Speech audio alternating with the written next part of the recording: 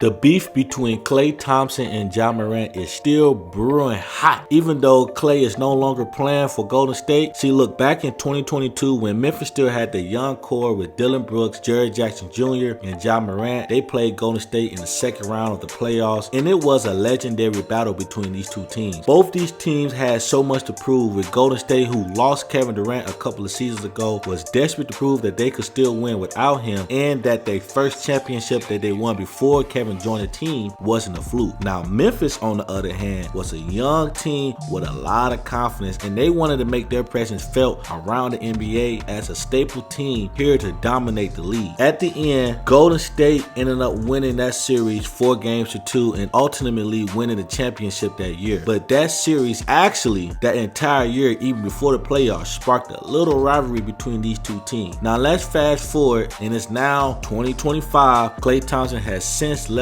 the Warriors and is now playing for the Dallas Mavericks, and we still get situations like this going on.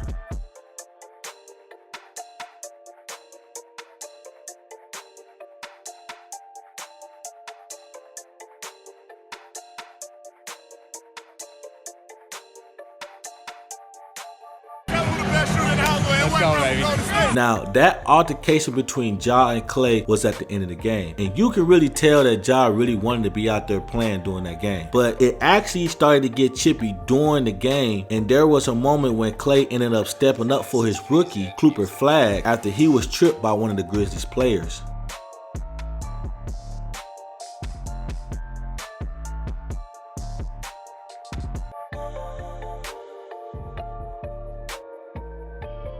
Klay Thompson has never been an enforcer.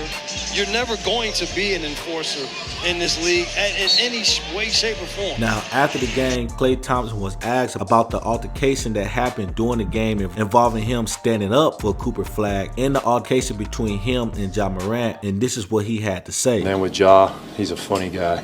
He has a lot to say all the time, especially for a guy who rarely takes accountability. But you know what? That's for another day. What did Ja have to say on this occasion? Nothing of intelligent depth. It was really just his just running his mouth, and he's been running his mouth for a long time. And it's funny to run your mouth when you're on the bench. It's kind of the story of his career so far, just leaving us wanting more. You know, we all want to see him out there and do his best, but he's just been letting a lot of other stuff get in the way of that. And we need that in the NBA. We need our best players to be out there, and when you're a star, it comes with a great responsibility, and I hate to see that go to waste.